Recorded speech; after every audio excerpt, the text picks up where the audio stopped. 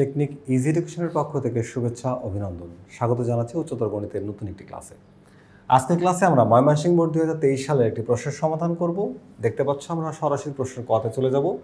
sin a plus sin square a 1 হলে দেখাও যে cos square a plus cos to the power 4 a 1 হবে। এটা আমাকে প্রমাণ করতে হবে।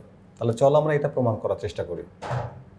তো আমরা আমাদের এই প্রয়োজনীয় অংশটুকু তুলে নিয়েছি যে sin a plus sin square a 1 আমাদের কোশ্চেনে দেওয়া আছে। তো আমরা এক কাজ করি, এখানে sin এটাকে রেখে দিলাম আর ইকুয়ালস টু 1, এই যে sin স্কয়ার থিটা এটাকে দুই পাশে পাঠাতে মাইনাস হয়ে যায়, মাইনাস sin স্কয়ার a। ওকে, বা এখানে এক কাজ করি, sin a is equals to কি হয় বলো তো, এখানে কি হয় যে 1 মাইনাস sin স্কয়ারের পরিবর্তে আমরা চাইলে cos স্কয়ার a লিখতে পারি। আমার কিন্তু আস্তে আস্তে cos এর মধ্যে যাইতে হবে। ওকে, তো এক কাজ করা যাক, আমরা দুই পাশে একটু স্কয়ার করে দিই। দুই পাশে স্কয়ার করলে কি হয় বলো তো, এই পাশে স্কয়ার করলে হবে sin স্কয়ার a, আর এই পাশে স্কয়ার করলে এটার উপরে স্কয়ার করলে 4 2 দুগুণা কি হয়ে যাবে 4, তার মানে হবে cos to the power 4a। তাহলে cos টু দ্য পাওয়ার 4 এ লিখে দিলাম। এবার এই সাইনের জন্য কি আমি সূত্র লিখতে পারি না, 1 মাইনাস cos স্কয়ার a, এই যে লিখে দিলাম 1 minus cos square a equals to cos to the power 4a। এখন এই যে মাইনাস কসটাকে দুই পাশে পাঠাই দিই তাহলে কি হয়ে যায়, তাহলে তো প্লাস হয়ে যায়।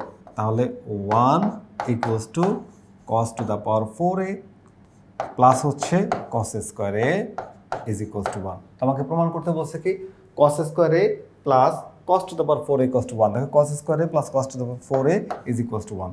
তো আমরা যদি আমাদের প্রশ্নের মতো করে সাজায় লিখি তাহলে কোনো অসুবিধা আছে কি না, সাজায় লিখে দিই। তাহলে cos square a plus cos to the power 4a is equals two 1। কি করতে বলছে, দেখাইতে বলছে, দেখানো হলো। তাহলে আমরা এখানে দেখিয়ে দিলাম শুড। ওকে, খেয়াল করো একদম ইজি কোশ্চেন ছিল। আমরা জাস্ট সাইন স্কয়ারটাকে ওই পাশে পাঠায় সূত্র নিলাম, আরেকবার স্কোয়ার করলাম, তারপর আরেকবার সূত্র দিলাম, পক্ষান্তর করলাম, আমাদের কোশ্চেন সলভ হয়ে গেল। ছোট্ট একটা কোশ্চেন 2 মার্কসের জন্য আসতে পারে। আমরা এবার পরের কোশ্চেনে যাব। পরের কোশ্চেনে গেলে কিন্তু আমাদের উদ্দীপক ব্যবহার করতে হবে, যেখানে প্রমাণ করো যে tan x x কোথায় পাবো, এই দেখো cos x sin x। তার মানে এই জায়গাটা আমাদের প্রথম উদ্দীপকের দুইটা পার্ট আছে, একটা হচ্ছে a cos square x a into cos square x plus b into sin square x is equal to c, যেখানে a b c a সবার চেয়ে a c এর b এর চেয়ে c বড়, c এর চেয়ে a বড় এবং 0 হচ্ছে সবার চেয়ে বড়, মানে সরি 0 থেকে সবার চেয়ে 0 থেকে b বড়, b থেকে c বড়, c এর থেকে a বড়। ওকে, আর এখানে এটা একটা শর্ত দিয়ে দিছে আর কি আমাদের কোনটা থেকে কোনটা বড় হবে। আর sine theta is equals to 5/13, এটা হচ্ছে আমাদের পরের কোশ্চেনের জন্য। তো আমরা প্রথমে এই কোশ্চেনটা সলভ করে আসি।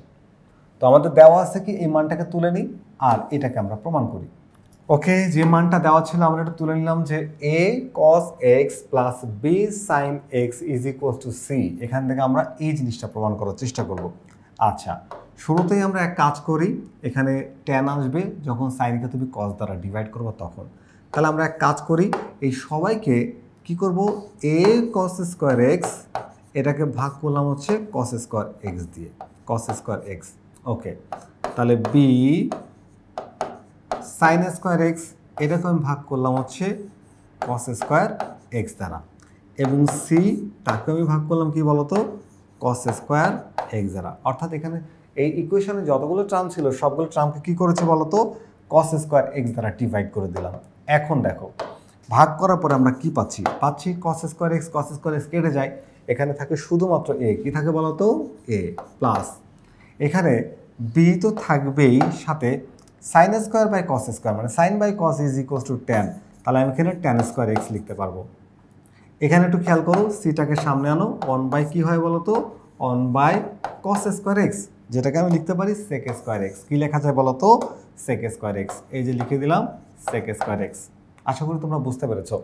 আচ্ছা, তো আমার কিন্তু এই sec টেক লাগবে না, শুধুমাত্র tan লাগবে। তাহলে এই secটাকে আমি tan এ কনভার্ট করবো। তো ফর্মুলা দিয়ে আমি এটা করতে পারবো। তাহলে a plus b tan square x is equals to c into সেকের সূত্র হচ্ছে 1 plus tan square x is equals to কি হয় বলো তো, এটা হয়ে যায় তোমার হচ্ছে sec স্কয়ার x। তাহলে sec স্কয়ার x এর ফর্মুলা হচ্ছে 1 প্লাস tan স্কয়ার x। ওকে, তাহলে এখানে যা ছিল a plus b tan square x এটা থাকলো ইজ ইকুয়ালস টু, গুণ করে দাও, তাহলে c এর সাথে 1 গুণ করলে c plus c tan square x। আচ্ছা, এই সি ট্যান স্কোয়ার এক্সকে যদি আমি এই পাশে আনি তাহলে এটা মাইনাস হয়ে যাবে। কি হয়ে যাবে? মাইনাস হয়ে যাবে। এই কাজটা আমাকে এখন করতে হবে। প্রথমে এটাকে লিখলাম বি ট্যান স্কোয়ার এক্স, ওটাকে এই পাশে আনলে মাইনাস হয়ে যাবে C tan square x is equals to, এখানে থাকে সি, সেই সাইডটাকে লিখলাম। আর এই জায়গায় যে এটা থাকে এটা প্লাস ছিল, ওরা যদি ওই পাশে পাঠায় তাহলে মাইনাস হয়ে যাবে।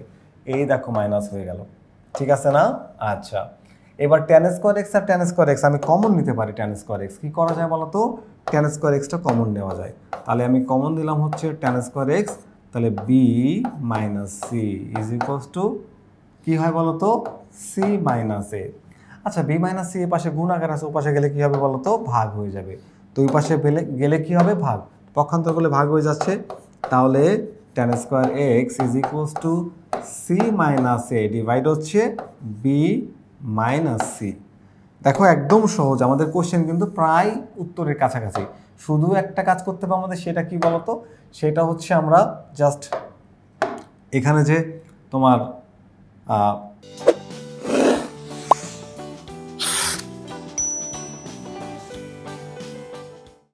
এইখানে যে স্কোয়ারটা আছে দেখতে পাচ্ছ, এই যে স্কোয়ারটাকে শুধু ওই পাশে পাঠাও, পাঠালে কি হয়ে যাবে? রুট হয়ে যাবে। আর রুট হয়ে গেলে তুমি জানো প্লাস মাইনাস, এবং দেখবা যে তোমার সেটা প্রমাণ হয়ে গেছে। তাহলে আমরা স্কোয়ারটাকে ওই পাশে পাঠাই দেই। স্কোয়ারটাকে ওই পাশে পাঠালে হয়, সুতরাং tan x is equals to plus minus root over C minus A divide B minus C. প্রমাণ হয়ে গেছে না? হ্যাঁ, প্রমাণিত। খুবই সহজ ছিল, আমরা এটা প্রমাণ করে ফেলেছি। আশা করি এই ছোট্ট প্রশ্নের যে সমাধানটা 4 মার্কসের জন্য, এটা আসলে অনেক ছোট প্রশ্ন নিয়ে মানে আমাদের 4 মার্কসের জন্য আসবে, কিন্তু প্রশ্নটা সহজ এবং ছোট ছিল। আশা করি তুমি এটা বুঝতে পেরেছো। আমরা এবার পরের প্রশ্নে চলে যাব। পরের প্রশ্নে কি বলা হচ্ছে একটু দেখব। পরের প্রশ্নে বলা হচ্ছে কস থিটা ঋণাত্মক হলে কি হলে? কস থিটা ঋণাত্মক হলে, কসকে ঋণাত্মক বলা হয়েছে এবং দেখা হচ্ছে এইটা একটা আছে ট্যান প্লাস সেকের মাইনাস থিটা কিন্তু মাইনাস থাকে না সূত্র অনুযায়ী। তাহলে এখানে হলো প্লাস ট্যান থিটা, কোসেকের মাইনাসটা কিন্তু থাকবে, এই মাইনাসটা এখানে চলে যাবে, মাইনাস কোসেক থিটা। কটের আর ট্যানে তো পজিটিভই আছে, এদের মাইনাস থিটা, সেকের ক্ষেত্রে মাইনাস থাকে না, সেক আর কসের ক্ষেত্রে কোসেকের মাইনাসটা আমার থাকবে। মান বসালে এইটা হবে, প্রমাণ করতে হবে। এখন বলা হচ্ছে কস থিটা নেগেটিভ, মানটা আমি কোত্থেকে বের করবো? এই যে উদ্দীপকে দেখো মান দেওয়া আছে, একদম সহজভাবে উদ্দীপকে মান দেওয়া আছে sign theta is equals two 5/4। তো আমি চাইলে একটা সমকোণী ত্রিভুজ ব্যবহার করে বাকি মানগুলো বের করতে পারি। শুধু মনে রাখবা যে সাইনের মান কিন্তু পজিটিভ, সাইনের মান কি? পজিটিভ। আর কসের মান কি? নেগেটিভ। সাইনের মান পজিটিভ, কসের মান নেগেটিভ। তাহলে এরা কোন ঘরে পড়ে আগে এইটা তোমাদের একটু বুঝায় নি। দেখো, তুমি যদি একটু দেখো যে এইখানে দেখো এই ঘরে সবাই পজিটিভ, অল আর পজিটিভ। এই ঘরে সাইন কিন্তু পজিটিভ, তাহলে এই ঘরে কস হচ্ছে পজিটিভ। কস কি বলতো? কস সেটা হচ্ছে এখানে পজিটিভ। ওকে, তাহলে বলা হচ্ছে কস পজিটিভ কিন্তু সাইন পজিটিভ, কস নেগেটিভ। সাইন পজিটিভ আছে, দেখো সাইন কি আছে? পজিটিভ, আর কস হচ্ছে নেগেটিভ। তাহলে কস নেগেটিভ আর সাইন পজিটিভ হবে দ্বিতীয় চতুর্ভাগে। এই ভাগে কিন্তু তোমার হচ্ছে তুমি সাইনকে পজিটিভ পাবা, কসকে নেগেটিভ পাবা। এই ঘরে কিন্তু তুমি কি পাবা বলো তো? কসকে নেগেটিভ পাবা, সরি কসকেও পজিটিভ পাবা, সাইনকেও পজিটিভ পাবা। আর এই ঘরে গেলে কসও নেগেটিভ, সাইনও নেগেটিভ। আমার তো হবে না, আমার লাগবে কি? সাইনকে লাগবে পজিটিভ, কসকে লাগবে নেগেটিভ। তাহলে এইখানে সাইন হচ্ছে পজিটিভ আর কস হচ্ছে নেগেটিভ। তাহলে তোমাদের আমি যে কথাটাই বলছিলাম ওইটা দেখো দেওয়া আছে যে সাইন থিটা সমান 5/4 কস থিটা ঋণাত্মক হলে এটা কোথায় অবস্থান করবে?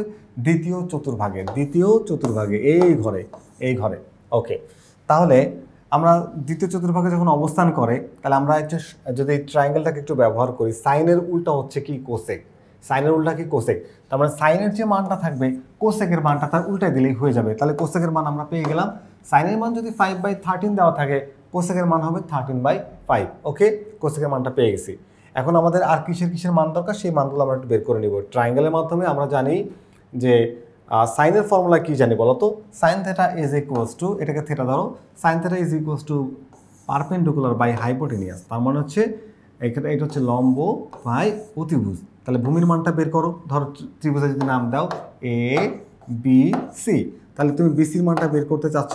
তাহলে বিসি স্কোয়ার সমান সমান AC square minus AB square. তাহলে এ স্কোয়ারটাকে ওই পাশে রুট করো। তাহলে এখানে লেখা হচ্ছে এসি স্কোয়ার মাইনাস হচ্ছে এবি স্কোয়ার। তাহলে এটার মান কত বলো তো? 13, তার উপরে স্কোয়ার করো, -5 তার উপরে স্কোয়ার করো। তাহলে কত পাবে বলো তো?